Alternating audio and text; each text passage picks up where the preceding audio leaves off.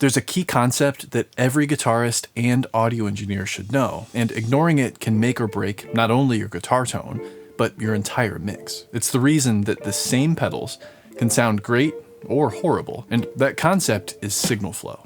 But more specifically, how to structure and order the various effects in a signal chain.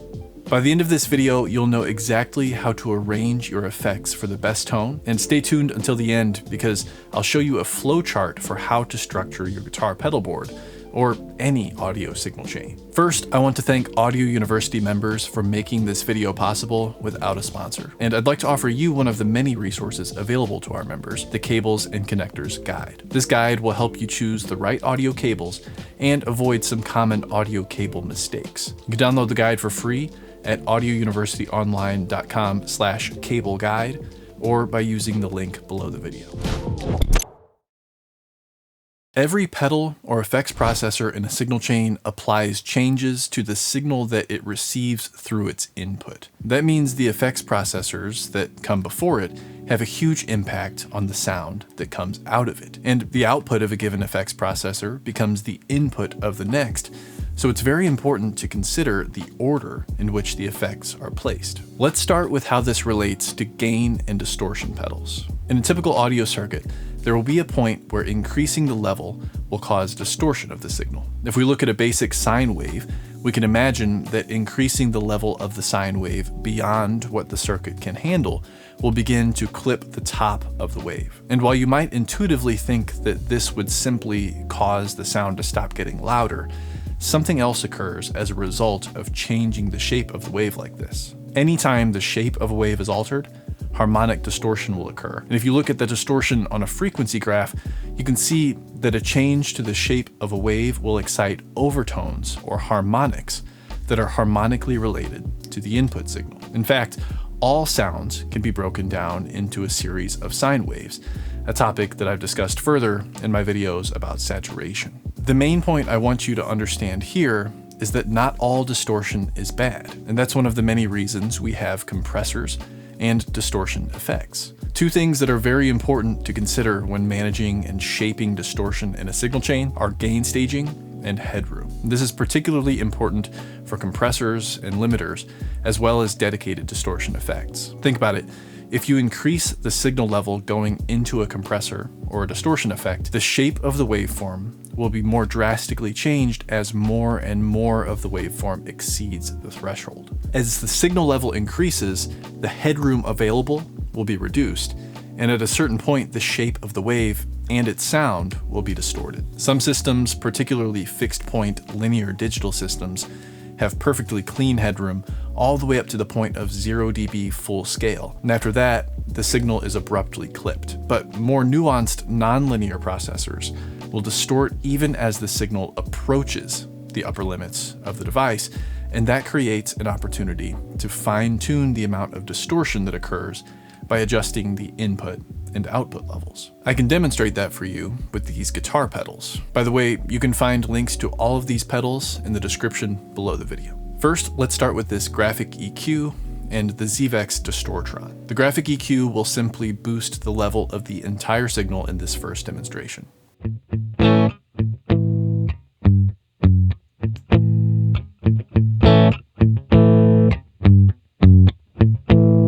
The ZVEX Distortron is a distortion effect.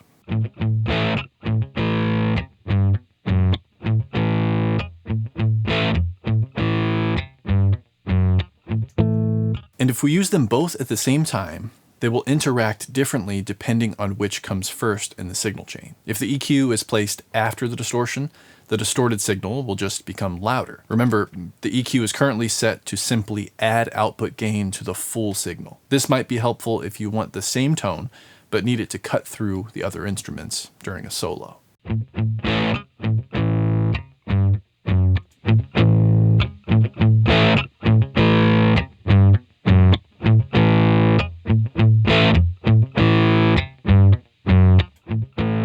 However, when we rearrange the signal chain so that the volume boost is before the distortion will have a greater input level and will therefore have a larger effect on the shape of the waveform, which, of course, means more distortion.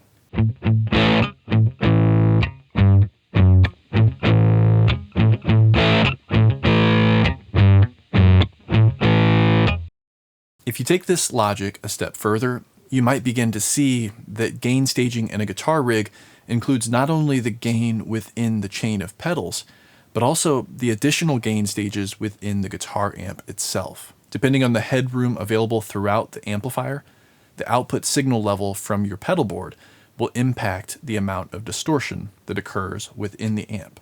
Another thing to consider here is that distorting a clean signal creates overtones that are harmonically related to the input signal. But distorting a distorted signal can sometimes cause unpleasant results, as the second distortion will create overtones of the overtones generated by the first distortion. For example, when we run the output of the Distortron into a big muff fuzz pedal, the sound suddenly becomes a bit overwhelming.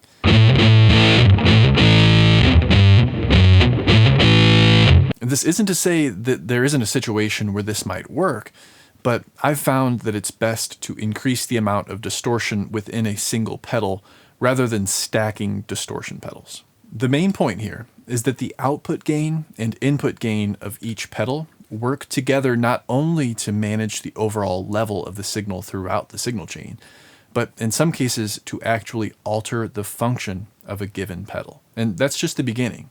So stick around, because next we're going to test placing a wah pedal before or after distortion and discuss why this concept is also crucial for your tone. A wah pedal is essentially a bandpass filter that can be moved throughout the frequency spectrum. This is more apparent when you look at the wah pedal's effect on a frequency graph.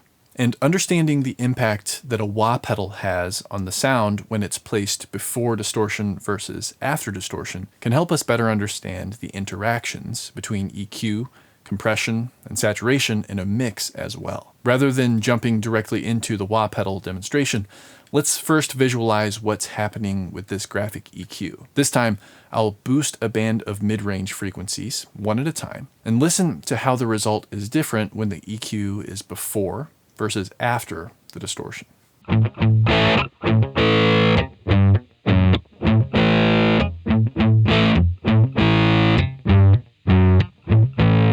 This is just a simplified version of what happens with an actual wah pedal. When you place the wah pedal before the distortion pedal, the bandwidth of frequencies reaching the distortion's input will be limited to a narrow range. Therefore, the distortion will only be applied to the frequencies that make it through the filtering of the wah.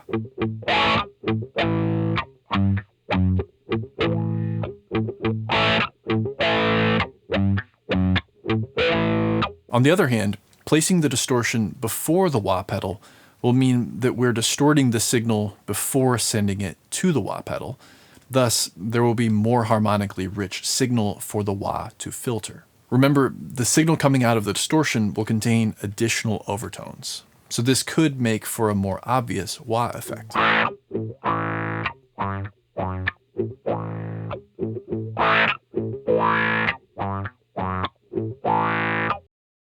Given that a wah pedal is similar to an EQ, and a distortion pedal exhibits some of the same effects as a compressor, this concept can also be applied when deciding which to use first in a mix, EQ or compression. Many cases call for an EQ both before and after compression. Perhaps you want to clean up the signal with subtractive EQ so the compressor isn't triggered by frequencies that are so low or so high that they'll ultimately be removed anyway. But after the compressor, you decide to use an EQ to shape the tone of the sound after it's been compressed. The main point I want you to understand here is that the pedals in a pedal board and the plugins on a track or in a session are not independent of each other. They're one interconnected system where a change to one can have rippling effects through the whole chain. And to further demonstrate this, there's one more key concept that I want to share with you. This next point has to do with reverb and delay. These are not the same, but they are similar, and you'll see why this is important in just a moment. Delay can be characterized by the repeated echo-like copies that follow a sound.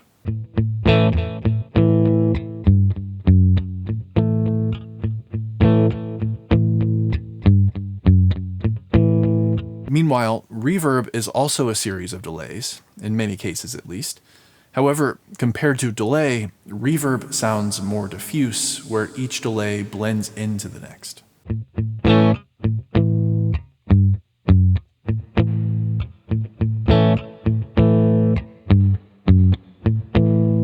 When deciding how to order delay and reverb in a signal chain, there is no right answer. Personally, if the goal is to simulate a real acoustic environment, I find it makes most sense to put the delay before the reverb. My reasoning has to do with the behavior of sound in an acoustic environment. The direct sound from an instrument radiates outward, then interacts with surfaces, and a portion of that energy will reflect to the listener. If the surfaces are close by, the delay between direct and first reflection will be very small, but in larger rooms, you could hear an audible echo.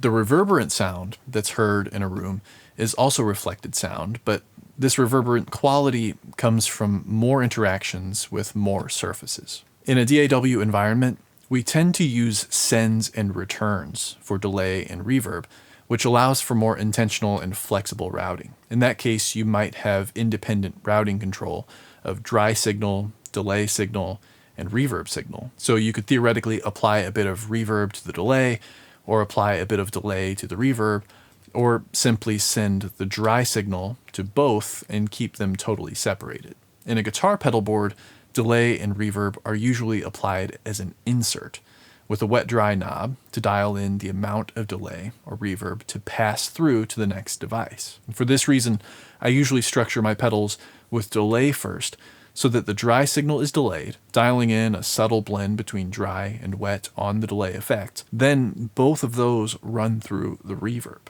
I really want you to experiment with this though. Don't let what I've said here keep you from using effects in a unique or even counterintuitive way. Have a listen, and let me know what you think in the comments below.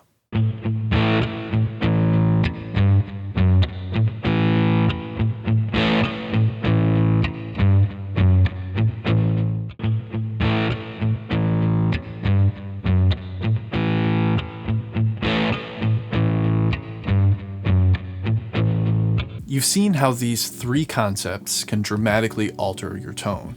Now, the moment you've been waiting for, a guideline for pedal order that leverages these three principles for a balanced and effective signal chain, plus a bonus tip for using your amp's effects loop. Again, don't let this guideline limit your creativity, but the commonly recommended order for effects on a pedal board goes like this. Utility pedals like tuners, loopers, and sometimes mute and volume pedals will typically go first in line. However, I actually put my volume pedal just before my reverb and delay so that I can modulate volume in a way that won't impact my distortion section and won't cut off reverb and delay tails. The next section is typically dynamics processors like compressors, expanders, and noise gates, followed by filters like wah pedals or an EQ. But again, this is not a strict rule. You may choose to put EQ and filter pedals before dynamics, or even after the gain, overdrive, distortion, and fuzz section that's generally recommended to come next. In a way, compressors are distortion pedals, so you'll just need to use the principles we've discussed and your ears to choose which one is best for you. There's another class of pedal that we haven't mentioned yet called modulation effects, and I like to put these next in the signal chain. This includes tremolo, chorus, phaser, flanger, etc. And finally, effects like delay and reverb would typically go at the very end of the signal chain. As a bonus tip, I also want to mention the effects loop within the amplifier. If your amp has an effects loop, here's one reason why you may choose to use it. Remember, the gain structure used in guitar amps is often such that the input preamp stage of the amp is hit pretty hard in order to achieve additional distortion. And if you want to keep this paired with the distortion and overdrive section of your signal chain, you can run the output of the distortion and overdrive section of the pedal board to the input of the guitar amp, then take the loop out or send through the modulation, delay, and reverb pedals, and return that signal to the effects loop in or return. Ultimately, there are no hard rules in the world of effects, so use this information as a guide, experiment with your pedals, and trust your ears. Because of course, if it sounds good, it is good. Let me know how you structure your guitar signal chain by leaving a comment below. And in the next video that's on your screen now, we're looking at a few ways that you can use guitar amps and pedals to mix other instruments in a DAW, not just guitar. I'll see you there.